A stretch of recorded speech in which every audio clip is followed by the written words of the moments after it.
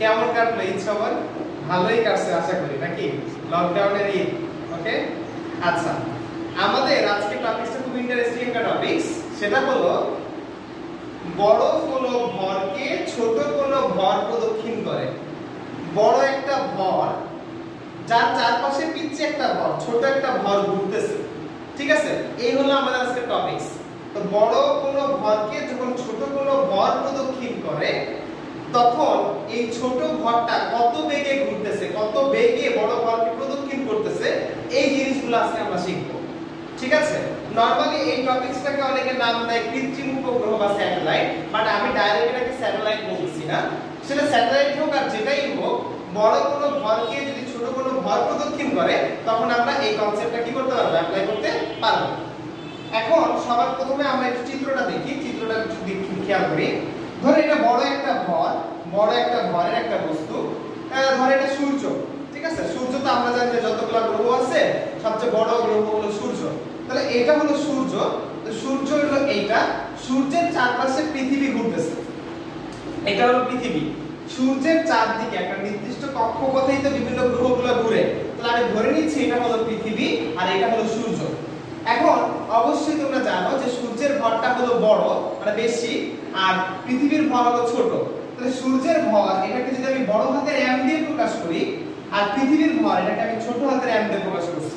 ওকে, এখন দূরত্ব মনে রাখবা যে দূরত্বটা নির্ণয় করা হয় কেন্দ্র থেকে বা সেন্টার থেকে। তাহলে এখানে একটা জিনিস খেয়াল করো, এখানে দেখো আমি একটা অ্যারো চিহ্ন দিছি, উপরের দিকে অ্যারো চিহ্ন দিছি এবং এখানে লিখছি v। v মানে হলো ভেলোসিটি, ভেলোসিটি মানে বেগ, মানে পৃথিবীটা এই v বেগে যাচ্ছে, সূর্যের চারদিকে পৃথিবীটা v বেগে গতিশীল। ওকে, আচ্ছা, এখন এই কেন্দ্র থেকে বৃত্তাকার, তাই না? তো কেন্দ্র থেকে এই পর্যন্ত এটাকে বলতেছি আমি ব্যাসার্ধ। আর এই পৃষ্ঠ থেকে পৃথিবী আরো এই উচ্চতায় অবস্থান করতেছে। খেয়াল করো, পুরাটা হলো সূর্য, এটা হলো সূর্য। সূর্য কেন্দ্র থেকে সূর্যের পৃষ্ঠ পর্যন্ত দূরত্বটাকে r দিয়ে প্রকাশ করতেছে, কারণ এটা ব্যাসার্ধ। এবং এই পৃষ্ঠ থেকে পৃথিবী আরো এই উচ্চতায় আছে। তাহলে সূর্য থেকে পৃথিবী কত দূরত্বে আছে? r + h, এবং এই r + h পুরো দূরত্বটাকে আমি ছোট হাতের r দিয়ে প্রকাশ করতেছি। মানে ছোট হাতের r equals to we can write বড় হাতের r + h। চিত্রটা কি ক্লিয়ার সবার? আশা করি চিত্রটা ক্লিয়ার। কারো কনফিউশন থাকলে আমাকে জানাও, কমেন্টে জানাও। আচ্ছা, এখন একটু এদিকে আসি আমরা। প্রথমে যে সূত্রটা আমি লিখছি, তোমরা এই সূত্রটা দেখছো, এর আগেও দেখছো। F = G m বড় হাতের m ছোট হাতের m / r²। এটা কোন সূত্র বলো তো? নিউটনের মহাকর্ষীয় সূত্র। একটা বস্তু এবং আরেকটা বস্তু, মহাকর্ষীয় দুইটা বস্তুর মধ্যকার যে আকর্ষণ বল, সেই আকর্ষণ বলের সূত্র হলো এটা, F = G m m/r²। তো এখানে আমরা দুইটা বস্তু দেখতে পাচ্ছি, একটা বড় বস্তু আর একটা ছোট বস্তু। তাহলে এখানে আমি কি করতেছি, g বড় হাতের m টা হলো বড় বস্তুর ভর, ছোট হাতের m টা হলো ছোট বস্তুর ভর, এবং r ছোট হাতের r মিন্স ছোট হাতের r টা কি? ছোট হাতের r টা হলো সূর্য থেকে, সূর্যের কেন্দ্র থেকে সূর্যের পৃষ্ঠ পর্যন্ত এবং পৃষ্ঠ থেকে এই পৃথিবী পর্যন্ত দূরত্ব, মানে মোট যে দূরত্বটা সেটাই হলো এই ছোট হাতের r। এবং ছোট হাতের r equals to we can write ব্যাসার্ধ প্লাস উচ্চতা, মানে ছোট হাতের r equals to we can write r + h, আমরা লিখতে পারি r + h। ওকে, তাহলে F = G m m/r² নিউটনের মহাকর্ষীয় সূত্র লিখলাম।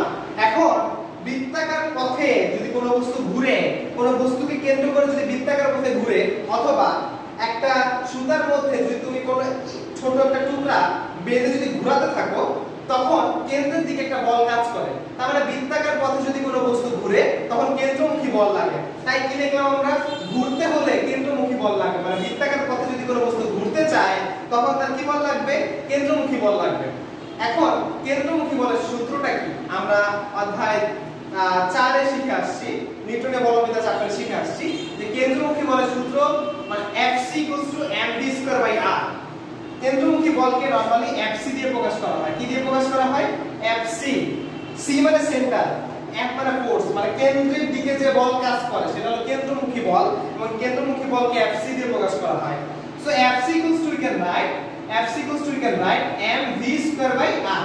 যাই হোক, এখন একটা বস্তু যখন বৃত্তাকার পথে ঘুরে, মহাকর্ষের দুইটা বস্তুর মধ্যে একটা বস্তু যখন আরেকটা বস্তুকে কেন্দ্র করে বৃত্তাকার পথে ঘুরে, তখন এই দুইটা বস্তুর মধ্যকার যে আকর্ষণ বল, সেই আকর্ষণ বল আর কেন্দ্রমুখী বল পরস্পর সমান। আবার বলি, মহাকর্ষে একটা বস্তু যখন একটা বস্তুকে কেন্দ্র করে ঘুরে, তখন এই বড় বস্তুটা এবং ছোট বস্তুর মধ্যকার যে আকর্ষণ বলটা, যেটাকে আমি F দিয়ে প্রকাশ করতেছি, এই আকর্ষণ বল এবং এদের মধ্যকার যে কেন্দ্রমুখী বল দুটো পরস্পর সমান হতে হবে। তাহলে we can write F equals to FC, আর কেন্দ্রমুখী বল হলো FC আর মধ্যকার বলটা হলো F। সো আমরা লিখতে পারি FC equals to F। এখন অধ্যায় 4 থেকে আমরা শিখে আসছি, নিউটনের বলবিদ্যা চ্যাপ্টারে শিখে এসেছি যে FC মানে হলো কেন্দ্রমুখী বল, এবং কেন্দ্রমুখী বলের বদলে লিখতে পারতেছি mv²r। সো আমরা FC এর বদলে mv²r লিখব, আর এই F এর বদলে আমরা কি লিখব, gmm/r², gmm/r²। ওকে, এখন কি করব, দেখতে পাচ্ছি আমার দুই পাশে ছোট হাতের m আছে। ছোট হাতের mটা কি, যে ছোট বস্তুটা বড় বস্তুটাকে কেন্দ্র করে ঘুরতেছে, এই ছোট হাতের mটা হলো ছোট বস্তুর ভর। তাহলে দুই পাশে আমার ছোট হাতের m আছে, তাহলে আমি যদি এই m আর m কেটে দেই, তাহলে আমার কি থাকতেছে, v² থাকতেছে এখানে, আর নিচে একটা r থাকতেছে। বাট এখানে দুইটা r আর এখানে একটা r, কাটাকাটি করলে এখানে নিচে একটা r থাকে। সো আমরা লিখতে পারি v² gm/r, কারণ কাটাকাটি করলে তো এখানে একটা r কমে গেছে, এখানে দুইটা r ছিল, এখান থেকে একটা r আছে। ঠিক আছে? আচ্ছা, এখন এটাকে যে স্কয়ার আছে না, এটাকে যদি আমি রুট করি, স্কয়ারটা সরাই দিই তাহলে রুট হয়ে যাবে। তো v = লিখতে পারি √gm/r। এখানে দেখো আমি কি লিখছি, v or কথাটা কেন লিখছি, or মানে হলো অরবিটাল। or মানে কি, অরবিটাল, মানে এটাকে অরবিটাল ভেলোসিটিও বলা হয়। v মানে বেগ, বেগের ইংলিশ হলো ভেলোসিটি। তো এটাকে অরবিটাল ভেলোসিটিও বলা হয়। কেন অরবিটাল ভেলোসিটি বলা হয়, কারণ যখন তোমার বড় একটা গ্রহকে কেন্দ্র করে ছোট একটা গ্রহ ঘুরতে থাকে, তখন সে নিজস্ব একটা কক্ষপথে ঘুরে।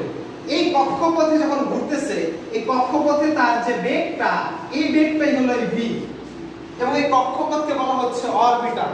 এই কক্ষপথকে বলা হচ্ছে অরবিটাল। তো এই অরবিটালে তার যে বেগ, সেই বেগটাকে বলা যায় v অরবিটাল। ঠিক আছে, মানে অরবিটাল অফ v, মানে অরবিটালে যে ভেলোসিটিটা সেটাই হলো v অর। তুমি এখানে অর লেখার দরকার নেই, তুমি শুধু v ও লিখতে পারো, আমি বোঝানোর জন্য অর লিখছি, √gm/r। এখন এই সূত্রটা দিকে একটু খেয়াল করো, বাহ্যিক চোখটা, অন্তরের চোখ দিয়ে একটু তাকাও এই সূত্রের দিকে। এখানে আমরা দেখতে পাচ্ছি সূত্রের ভিতরে কয়টা জিনিস আছে, তিনটা জিনিস আছে।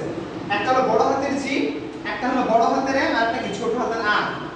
বড় হাতের g তো কনস্ট্যান্ট, ধ্রুবক, মহাকর্ষীয় ধ্রুবক, এটা নিয়ে কোনো খেলাধুলা নাই।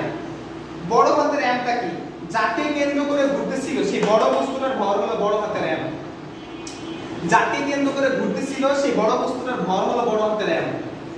ছোট হাতের rটা কি, ছোট হাতের rটা হলো এই বড় বস্তুর কেন্দ্র থেকে একবারে ছোট বস্তু পর্যন্ত যে মোট দূরত্ব, সেই মোট দূরত্বটা হলো ছোট হাতের r। তাহলে একটা জিনিস দেখতে পাচ্ছি আমরা যে এখানে একটা জিনিস কিন্তু মিসিং, ছোট হাতের mটা কিন্তু নাই, ছোট হাতের mটা কিন্তু নাই, মানে যে ছোট বস্তুটা যে যাকে মানে ঘুরতেছিল, ছোট বস্তুর mটা কিন্তু আমাদের v অরবিটালে সূত্রের মধ্যে কি নাই। তাহলে আমরা বলতে পারতেছি যে একটা কক্ষপথে গ্রহটা কত বেগে ঘুরবে, মানে এই v এর মানটা, গ্রহের v এর মানটা গ্রহের ভরের উপর নির্ভর করে না, কারণ গ্রহের ভর তো ছোট হাতের m, এটা তো ছোট হাতের m, বাট আমাদের এই সূত্রের মধ্যে কিন্তু কোনো ছোট হাতের m নাই। তাহলে আমরা বুঝতে পারতেছি যে অরবিটাল অফ ভেলোসিটি, মানে কোন অরবিটালে কি কত বেগে বস্তুটা ঘুরবে, সেটা কি বস্তুর বা গ্রহের কি নিজের ভরের উপর নির্ভরশীল না। কারণ দেখো গ্রহের ভর হলো ছোট হাতের m, মানে আমাদের সূত্রের মধ্যে কিন্তু ছোট হাতের m নাই। তাহলে আমরা এই কথাটা বলতেই পারি যে গ্রহের নিজের ভরের উপর কি না, নির্ভরশীল না। অরবিটাল ভেলোসিটি, এটাকে কি বলা হচ্ছে, অরবিটাল ভেলোসিটি বলা হচ্ছে। এই বেগে গ্রহটি প্রদক্ষিণ করে, মানে এই যে ছোট গ্রহটা, এই গ্রহটা যে বেগে বড় গ্রহটাকে প্রদক্ষিণ করতেছে, সেই বেগের সূত্রটাই হলো এটা। আমি এখানে কি লিখছি, কেন্দ্রে যে থাকে তার ভরের উপর নির্ভর করে। কেন্দ্রে যে থাকে মানে যাকে কেন্দ্র করে ঘুরতেছে, এখানে ছোট হাতের m বা ছোট গ্রহটা বড় গ্রহকে কেন্দ্র করে ঘুরতেছে। তাহলে আমার এই সূত্রের মধ্যে কিন্তু বড় গ্রহের mটা আছে, মানে বড় গ্রহের ভরটা আছে। তার মানে আমি বুঝতে পারতেছি যে কত বেগে ঘুরবে সেটা ডিপেন্ড করে বড় গ্রহের ভরের উপরে, মানে যাকে কেন্দ্র করে ঘুরতেছে তার ভরের উপরে, বাট যে ঘুরতেছে তার ভরের উপর কি করে না, নির্ভর করে না। এটা খুব মনোযোগ দিয়ে খেয়াল করতে হবে। ওকে, ঠিক আছে, যে ছোট হাতের r ইকুয়াল টু আমরা কি লিখতে পারি, বড় হাতের r প্লাস h। তাহলে এখানে লাস্ট লাইনে দেখো ছোট হাতের আর ইউজ করছি আমি, তাহলে ছোট হাতের আর ইকুয়ালস টু কি লিখতে পারি, জাস্ট খালি আর প্লাস এইচ বসাইছি আর কিছু না। আচ্ছা এটা একটা সমীকরণ, এটা মাথায় রাখতে হবে, এটা মাথায় রাখতে হবে। ওকে, তাহলে আমরা এখন এইটাকে বক্স করো, এটাকে তোমরা বক্স করো, হ্যাঁ এই সূত্রটা আমরা কাজে লাগাবো। আচ্ছা এখন আমরা এইটা থেকে আরো কিছু জিনিস বের করব, সেটা কি, আমি দেখো এখানে দুটো সূত্র লিখছি বক্স দিয়ে, v = ওমেগা r এবং ওমেগা = 2π/t। আচ্ছা v = ওমেগা, এটা আমরা তৃতীয় অধ্যায়ে শিখে আসছি, গতিবিদ্যায় শিখে আসছি। v = ওমেগা, কৌণিক বেগ আর রৈখিক বেগের মধ্যকার সম্পর্কের সূত্রটা ছিল আমাদের এটা, v = ওমেগা, আর ওমেগা = 2π/t। এটা অনেকবার শিখছি আমরা, অধ্যায় 3 এ প্রায় সূত্রতেই আমরা এটা অ্যাপ্লাই করছি, ওমেগা = 2π/t। আচ্ছা তো এখন একটু খেয়াল করো, আমি এই সূত্রের মধ্যেই মানগুলো বসাবো। দেখেন আমরা কি শিখেছিলাম, v² = কি gm/r, তো r এর বদলে কি লেখা আছে, r + h, অথবা এখানেও মান বসাতে পারো। আমি যদি উভয় পক্ষকে স্কয়ার করে দেই তাহলে কি হবে, এখানে স্কয়ার হয়ে যাবে আর এখানে রুটটা চলে যাবে, তাহলে আমরা কি লিখতে পারি, v² = gm/r + h। আচ্ছা v এর বদলে কি লেখা যায়, v এর বদলে লেখা যায় ওমেগা, আমি এখানে v এর বদলে ওমেগা লিখছি, gm/r + h। ওকে, তাহলে ওমেগা r হোল স্কয়ার কথাটার মানে কি লেখা যায়, omega square r square gm/r + h। ওকে, তো ওমেগা, এই ওমেগার বদলে কি লেখা যায়, ওমেগার বদলে লেখা যায় 2π/t। তাহলে ওমেগার বদলে আমি লিখতেছি কি 2π/t, যেহেতু ওমেগার উপর স্কয়ার ছিল 2π/t এর উপর স্কয়ার হবে। এখানে ছোট হাতের r, তো ছোট হাতের r = কি লিখতে পারি আমরা, r + h। তাহলে ছোট হাতের r স্কয়ার মানে আমরা কি লিখতে পারি এখানে r + h whole square plus gm/r + h। এখন r + h হোল স্কয়ারটা এটাকে আমি নিচে নিয়ে গেছি, তাহলে কি হয়ে যাচ্ছে, r + h হোল কিউব। ওকে, পরে কি করছি, উল্টাই দিছি জাস্ট, মানে t স্কয়ারটা নিচে ছিল, 4π স্কয়ারটা উপরে ছিল, জাস্ট উল্টাই দিছি, তাহলে t স্কয়ার উপরে 4π স্কয়ার নিচে, এক পাশ উল্টাইলে আরেক পাশ বাইন্ড করে, ওইটাকে উল্টাইতে হবে, তাহলে r + h হোল কিউব আর নিচে কি হয়ে যাবে, gm হয়ে যাবে, ব্যাস। এখন এই 4π স্কয়ারটাকে ওদিকে নিয়ে গেছি, তাহলে কি লেখা যাচ্ছে, t² = 4π² /gm r + h whole cube. 4π, 4 নিচে একটা কনস্ট্যান্ট ভ্যালু, পাই এর নিচে একটা কনস্ট্যান্ট ভ্যালু, বড় হাতের g, বড় হাতের g এটা তো কনস্ট্যান্ট ভ্যালু, আর মহাকর্ষ ধ্রুবক, বড় হাতের m ভর তো ধ্রুবকই, তাহলে এই সবগুলা এই চারটা জিনিসই কি ধ্রুবক না, তাহলে পুরো ধ্রুবকের বদলে কি সমানুপাতিক চিহ্ন লেখা যায় না, তাহলে পুরো ধ্রুবকের বদলে সমানুপাতিক চিহ্ন লিখছি, তাহলে এই সমানুপাতিক চিহ্ন এখানে আর কি থাকে, r + h হোল কিউব থাকে, আর r + h এর বদলে ছোট হাতের r লেখা যায়, তাহলে আমি কি এখানে লিখতে পারি ছোট হাতের r কিউব। দেখো খেয়াল করো, r + h, এই r + h এর বদলে ছোট হাতের r লেখা যায়, তাহলে r + h হোল কিউব যা কথা, ছোট হাতের r কিউব কি একই কথা না। এটা কার সূত্র বলো তো, এটা হলো কেপলারের তৃতীয় সূত্র। কেপলার কিন্তু গ্রহের আবর্তনকাল নিয়ে তিনটা সূত্র দিয়েছে, এর মধ্যে 3 নাম্বার সূত্রটা হলো কি, আবর্তনকালের বর্গ এর ব্যাসার্ধের অর্ধপরাক্ষে, মানে অর্ধপরাক্ষের ঘনফলের সমানুপাতিক। এটা হলো কি আমাদের নিউটনের কেপলারের কি, সরি কেপলারের তৃতীয় সূত্র এটা, ঠিক আছে। নরমালি আমরা এখন কিছু ম্যাথমেটিক্যাল প্রবলেম দেখব এই সূত্রের উপর বেস করে, এবং এইটার উপরে বেস করে কিছু আমরা প্রবলেম দেখব, এইটার উপর বেস করে আমরা কি কিছু প্রবলেম দেখব। আচ্ছা আমরা এবার একটা ম্যাথমেটিক্যাল প্রবলেম সলভ করব, সেখানে আমরা দেখতে পাচ্ছি যে একটা পৃথিবীর একটা কি, পৃথিবীতে একটা পৃথিবীর পৃষ্ঠ থেকে 700 কিলোমিটার উপরে, পৃথিবীর যে পৃষ্ঠ আছে পৃষ্ঠ থেকে 700 কিলোমিটার উপরে একটা কৃত্রিম উপগ্রহ, কৃত্রিম উপগ্রহ মানে স্যাটেলাইট বা বঙ্গবন্ধু স্যাটেলাইট, পৃথিবীর পৃষ্ঠ থেকে 700 কিলোমিটার উপরে আছে। ছবিটাকে যদি আমরা একটু কল্পনা করি, এই চিত্রের ছবিটাকে যদি আমরা কল্পনা করি তাহলে কি হবে, এটা ধরো পৃথিবী, এখন কি বলছে এখানে 700 কিলোমিটার উপরে। তো আমি বলছিলাম যে কোনো কিছু দূরত্ব মানে গোলকের দূরত্বটা নির্ণয় করা হয় তার কেন্দ্র থেকে বা তার সেন্টার থেকে। তো পৃথিবীর সেন্টার হলো এইটা, তাহলে 700 কিলোমিটার উপরে মানে টোটাল তোমার পৃষ্ঠ থেকে 700 কিলোমিটার উপরে হলো বঙ্গবন্ধু স্যাটেলাইটটা ধরো আছে। তার মানে কি এইখান থেকে এই পর্যন্ত হলো তোমার পৃথিবীর ব্যাসার্ধ, আর এইখান থেকে আরো 700 কিলোমিটার উপরে হলো কি তোমার কৃত্রিম উপগ্রহটা। তাহলে এটা হলো পৃথিবীর ব্যাসার্ধ আর এটা হলো কি তোমার উচ্চতাটা। তাহলে ব্যাসার্ধ, পৃথিবীর ব্যাসার্ধ তো আমাদের মুখস্থ 6400 কিলোমিটার, আর উচ্চতা দেওয়া আছে আমার কত 700 কিলোমিটার। তাহলে h এর মান হলো 700 কিলোমিটার, অবশ্যই এটাকে মিটারে কনভার্ট করবা। আমাকে কোশ্চেন দিছে যে উপগ্রহের অনুভূমিক বেগ কত, আনুভূমিক বেগ, মানে এই যে উপগ্রহটা ঘুরতেছে, এই অরবিটালে যে ঘুরতেছে সেইটার বেগ কত। তাহলে আমরা মাত্র একটা সূত্র দেখে আসলাম, ভি অরবিটাল। ভি অরবিটাল মানে কি উপগ্রহের বেগ। তো উপগ্রহের বেগের সূত্রটা কি দেখলাম আমরা একটু আগে, v √gm কি r + h, মাত্র আমরা দেখে আসছি। তাহলে g তো জানি আমরা, মহাকর্ষ ধ্রুবক 6.673 × 10^11। m কি, m হলো পৃথিবীর ভর 6 × 10^24। পৃথিবীর ভরটা কিন্তু মুখস্থ রাখতে হবে স্যার, পৃথিবীর ভরটা মুখস্থ রাখতে হবে 6 × 10^24 kg। ওকে, বড় হাতের r হলো পৃথিবীর ব্যাসার্ধ, পৃথিবীর ব্যাসার্ধ মুখস্থ রাখতে হবে 6400 কিলোমিটার, এটাকে মিটার নিবা অবশ্যই, 6.4 × 10⁶ মিটার, ঠিক আছে। আচ্ছা, আর h টা কি উচ্চতা, উচ্চতাটা কত 700 কিলোমিটার, কিলোমিটারকে মিটারে নিবা, মানে 700 কিলোমিটারকে মিটারে নিতে কি করতে হয় 1000 দ্বিগুণ করতে হয় 10⁻3। এখান থেকে তোমরা ক্যালকুলেশন করে উপগ্রহের আনুভূমিক বেগটা বের করে ফেলবা, পারবা না? আশা করি পারবা। দ্বিতীয় যেটা বলা হয়েছে সেটা হলো পর্যায়কাল বের করতে বলছে। আমরা একটু আগে পর্যায়কালের সূত্র আমরা দেখছিলাম, একটু আগে দেখছিলাম যে t² = কি দেখছিলাম 4π² gm r + h whole cube. তাহলে 4π² মান বসান, 4 × পাই এর মান তো জানি আমরা 3.1416 π², g এর মান হলো 6.673 × 10⁻11। m কি, m হলো পৃথিবীর ভর, পৃথিবীর ভর কত 6 × 10⁻24। ওকে, r + h, r কত 6.4 × 10⁻6 যোগ h কত 700 × 10⁻6 কিউব। ব্যাস, এখান থেকে t এর মান বের করবা, t² বের হবে, তারপর এটাকে রুট করবা, তাহলে কি আমার পর্যায়কাল কি হয়ে যাবে, বের হয়ে যাবে। বুঝতে পারছেন ব্যাপারটা? এখন আমরা আরেকটা প্রবলেম দেখব এখন, সেটা হলো দূরবীক্ষণ যন্ত্র দিয়ে দেখা গেল, মানে তোমার স্যাটেলাইট দেখে না নাকি তোমার কাজ নাই না, ভুল কথা। এই স্যাটেলাইট বা আকাশে কি হচ্ছে না হচ্ছে, কোন গ্রহ কেমনে ঘুরে, এরকম একটা প্রতিষ্ঠান আমাদের আছে নাকি, যেমন নাসা।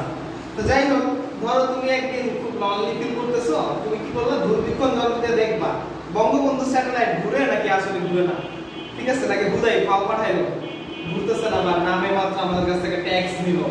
এটা পরীক্ষা করার জন্য তুমি একদিন কি করলা, দূরবীক্ষণ যন্ত্র দিয়ে দেখলা যে এখন দুপুর 2টা বাজে, তো দুপুর 2টায় দেখলা যে বঙ্গবন্ধু স্যাটেলাইটটা তোমার মাথার উপরে আছে, একবারে খাড়া মাথার উপরে। 24 ঘন্টা পর দেখবা তোমার মাথার উপরেই থাকবে, তখন তোমার মনে হইব বঙ্গবন্ধু স্যাটেলাইট মনে ঘুরে না, ভাই যেমন তেমনি আছে। তুমি 2টা বাজে দেখলা তোমার মাথার উপরে আছে, 4টা বাজে যদি দেখো তাও দেখো তোমার মাথার উপরেই আছে, 24 ঘন্টা পরও যদি দেখো তাও দেখো কি স্যাটেলাইটটা তোমার মাথার উপরেই আছে। এর মানে কি মনে হচ্ছে স্যাটেলাইট মনে ঘুরে না, হ্যাঁ, স্যাটেলাইটের রং নেই চাই আছে বা রং নেই আছে। ব্যাপারটা এরকম না, পৃথিবী তার নিজ অক্ষের চারদিকে, আচ্ছা, পৃথিবী নিজ অক্ষের চারদিকে তো ঘুরতেছে, এবং আমরা আণবিক গতি টপিকসটা পড়ছি যে পৃথিবী তার নিজ অক্ষের চারদিকে ঘুরতে 24 ঘন্টা সময় লাগে। এখন একটা দুটো বস্তু দুটো যদি সেম বেগেই গতিশীল থাকে, তখন একজনের সাপেক্ষে আরেকজনকে কি মনে হয়, স্থির মনে হয়। তো তুমি তো পৃথিবীতে আছো, পৃথিবী পর্যায়কালটা কত 24 ঘন্টা বা 86,400 সেকেন্ড, তাহলে তোমার পর্যায়কালটা হলো 86,400 সেকেন্ড। যেহেতু তুমি দুপুর 2টা বাজে স্যাটেলাইটটাকে তোমার মাথার উপরে দেখছো, দুপুর 4টা বাজে স্যাটেলাইট তোমার মাথার উপরেই আছে, 24 ঘন্টা পর স্যাটেলাইট তোমার মাথার উপরেই আছে। এর মানে কি, এর মানে হলো তুমি এবং তোমার পৃথিবী যে গতিতে ঘুরতেছো, যে পর্যায়কালে ঘুরতেছো, স্যাটেলাইটটাই কি ওই পর্যায়কালে ঘুরতেছে, মানে দুজনের বেগ সেম। দুজনের বেগ যদি সেম হয় তখন একজনের সাপেক্ষে আরেকজনকে কি মনে হয়, স্থির মনে হয়। একটু খেয়াল করো, 24 ঘন্টা সময় যদি হিসাব করা হয় তাহলে একদিনে 24 ঘন্টা, 24 ঘন্টা কত সেকেন্ড হয় 86,400 সেকেন্ড। তাহলে ভূস্থির স্যাটেলাইটের পর্যায়কাল কত হবে 86,400 সেকেন্ড। কারণ কি, পৃথিবীর সাপেক্ষে তাকে স্থির মনে হবে, ভূমির সাপেক্ষে তাকে কি মনে হবে, স্থির মনে হবে। কারণ পৃথিবীর ঘূর্ণনকালটাও কি, পর্যায়কালটাও কি 24 ঘন্টা, এবং পৃথিবীর সাপেক্ষে বাইরের ওই স্যাটেলাইটের পর্যায়কালও যদি 24 ঘন্টা হয়, তখনই তো দুজনের গতিটা সেম। দুজনের গতিটা যদি সেম হয় তখন তো একজনের সাপেক্ষে আরেকজনকে কি মনে হবে, স্থির মনে হবে। তাহলে যেহেতু পৃথিবীর আণবিক বেগ বা পর্যায়কালটা 86,400 সেকেন্ড, তাহলে ভূস্থির স্যাটেলাইট হওয়ার জন্য তার পর্যায়কালটা কত হবে 86,400 সেকেন্ড হওয়া লাগবে। ওকে, এখন ধরো একটা ভূস্থির উপগ্রহ, এই ভূস্থির উপগ্রহকে আমি কি করলাম, তোমার কোন একটা উচ্চতায়, ধরো এটা পৃথিবীর একটা পৃষ্ঠ, কোন একটা উচ্চতায় নিক্ষেপ করলাম, যেহেতু এটা ভূস্থির উপগ্রহ। তাহলে আমার কোশ্চেনটা দিলে এটা যে এই ভূস্থির উপগ্রহটা পৃথিবীর পৃষ্ঠ থেকে কত উচ্চতায় আছে, এই ভূস্থির উপগ্রহটা পৃথিবীর পৃষ্ঠ থেকে কত উচ্চতায় আছে। তাহলে কিভাবে বের করব আমরা এটা? টি এর মান, যেহেতু এটা ভূস্থির উপগ্রহ আর ভূস্থির উপগ্রহের পর্যায়কাল হলো ৮৬,৪০০ সেকেন্ড, তাহলে টি এর মান আমরা ৮৬,৪০০ সেকেন্ড বসাই দিব। ঠিক আছে? আচ্ছা, 4 পাই, 4 তো কনস্ট্যান্ট, পাই ও কনস্ট্যান্ট, জি তো কনস্ট্যান্ট, এম পৃথিবীর সাপেক্ষে মানে এম ও কনস্ট্যান্ট মানে পৃথিবীর ভর 6×10⁻²৪, বড় হাতের আর মানে পৃথিবীর ব্যাসার্ধ এটাও কনস্ট্যান্ট। এখান থেকে এইচ টা বের করব, পারবো না? এখান থেকে আমরা এইচ বের করতে পারবো। তাহলে কোন রকম ভ্যালু ছাড়াই আমরা এইচ এর মানটা বের করতে পারবো। কি রকম? কোনো ভ্যালু দেওয়া নাই কিন্তু আমার, খালি বলছে একটা স্যাটেলাইট, এই স্যাটেলাইটটাকে আমি কত উচ্চতায় রাখছে, কত উচ্চতায় নিক্ষেপ করছে, তাহলে এখান থেকে এইচ বের করব। তোমরা বঙ্গবন্ধু স্যাটেলাইটের নাম শুনছো, বঙ্গবন্ধু স্যাটেলাইটকেও দেখবা যে মূলত ৩৬,০০০ কিলোমিটার উচ্চতায় কি করা হয়েছে, রাখা হয়েছে। আমার এই অ্যানসারটা হলো ৩৬,০০০ কিলোমিটার। তোমরা এটা ক্যালকুলেশন করে দেখবা ৩৬,০০০ আসে কিনা। আচ্ছা, এখন এইখান থেকে আমরা ভিও বের করতে পারি। কি রকম? আমরা জানি যে ভি মানে কি, এই পৃথিবী উপগ্রহটা যে বেগে ঘুরতেছে ওই বেগটা না, তাহলে ভি গোসটা আমরা জানি ওটা আবার gm/r+h। জি তো কনস্ট্যান্ট, এম ও কনস্ট্যান্ট, আর হলো পৃথিবীর ব্যাসার্ধ, এইচ তুমি মাত্র বের করছো, কিলোমিটার থেকে মিটারে নিবে, এইচ এর মানটা দিকে বসাই দিবা, শেষ। এখান থেকে ভিও বের করতে পারবো। এখন আমরা দেখব স্যাটেলাইটের স্থিতি শক্তি। এই স্যাটেলাইট যে ঘুরতেছে এই স্যাটেলাইটের স্থিতি শক্তিটা কত? স্থিতি শক্তির সূত্র হলো EP - gmm/r+h। g হলো তোমার মহাকর্ষ ধ্রুবক, m হলো বড় বস্তুটার ভর মানে যাকে কেন্দ্র করে ঘুরতেছে মানে পৃথিবীর ভর, ছোট হাতের m টা হলো স্যাটেলাইটের ভর, সেক্ষেত্রে স্যাটেলাইটের ভরটা দেওয়া থাকবে। r+h, r তো পৃথিবীর ব্যাসার্ধ আর h তো তুমি বের করতে রাখবে, কিলোমিটারকে মিটারে নিবা, এভাবে তুমি স্থিতি শক্তি বের করতে পারবা। এখন এই স্যাটেলাইটের গতি শক্তি কত? গতি শক্তির সূত্র কি জানি আমরা? E = ½ mv²। তো ½ m, এই m টা কিন্তু ছোট হাতের m মানে কি স্যাটেলাইটের ভর। খেয়াল করো, ছোট হাতের m মানে কি স্যাটেলাইটের ভর। v, টা হলো তুমি এখানে অলরেডি বের করে আসছো, v কি লেখা যায়? √gm/+h²। এখান থেকে তুমি কি করতে পারবা? e এর মানটা বের করতে পারবা। তাহলে যদি বলে যে একটা স্যাটেলাইট পৃথিবীর চারদিকে ঘুরতেছে, এই স্যাটেলাইটের মোট শক্তি কত বা টোটাল শক্তি কত? তাহলে টোটাল শক্তি সমান কি লেখা যায়? টোটাল শক্তি সমান লেখা যায় বিভব শক্তি প্লাস গতি শক্তি। তাহলে EP + EK, EP + EK, তাহলে EP এর মান কত দেখতেছি আমরা? -gmm/r+h, আর EK এর মান দেখতেছি আমরা কি gmm/2r+h। এই যে এখন এটা যদি আমি লসাগু করি তাহলে আমার এটা বের হচ্ছে -gmm/2r+h। তো তোমাকে যদি টোটাল এনার্জি বা টোটাল শক্তি বের করতে বলে এত কাহিনী করা লাগবে না, তুমি জাস্ট এই সূত্রটা বসাই দিবা, তাহলে টোটাল এনার্জি বের হয়ে যাবে। যদি স্পেসিফিক ভাবে স্থিতি শক্তি বের করতে বলে তখন এই সূত্র অ্যাপ্লাই করবা, স্পেসিফিক ভাবে যদি গতি শক্তি বের করতে বলে তাহলে এই সূত্র অ্যাপ্লাই করবা। বুঝতে পারছি?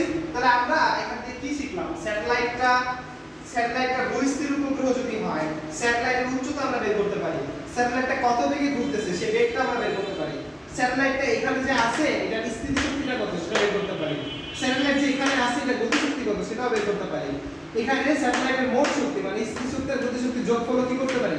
বের করতে পারি। এখন একটা স্যাটেলাইট সেটা কি ভূস্থির কিনা বা ভূস্থির উপগ্রহ কিনা সেটা আমরা কেমনে বুঝবো? ওই স্যাটেলাইটের টি এর মান বের করব। টি এর সূত্রটা আমরা শিখছি, টি সূত্র দিয়ে টি স্কয়ার ইকুয়াল টু এটা আমরা টি সূত্রটা শিখছিলাম, টি স্কয়ার ইকুয়াল টু 4π² সেখান থেকে মূলত আমরা টি বের করব। যদি টি এর মানটা ৮৬,৪০০ সেকেন্ড হয় বা একবারে কাছাকাছি হয় তখন ওই উপগ্রহ কি বলা যাবে? কৃত্রিম উপগ্রহ বলা যাবে। তাহলে যদি কোনো কোশ্চেন দেয় যে একটা স্যাটেলাইটের উচ্চতা দেওয়া দিল, মানে স্যাটেলাইটের উচ্চতা বলতে কি? ধরো এটা একটা স্যাটেলাইট, এই স্যাটেলাইটের এইচ এর মান দেওয়া আছে, আমাকে বললো যে এই স্যাটেলাইটটা কি ভূস্থির স্যাটেলাইট কিনা। তো ভূস্থির স্যাটেলাইটের জন্য কি করতে হবে? আমাকে টি এর মানটা বের করতে হবে। টি এর অ্যানসারটা যদি ৮৬,৪০০ সেকেন্ড,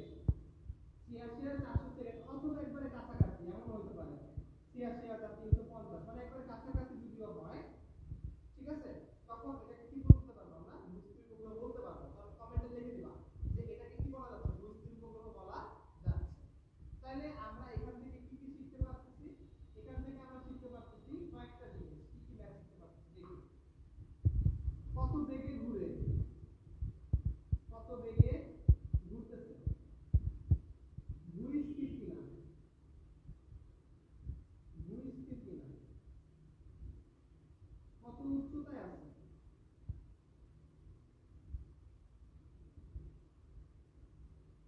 স্থিতি শক্তি,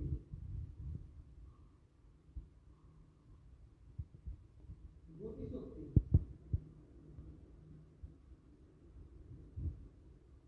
তারপর কি মোট শক্তি।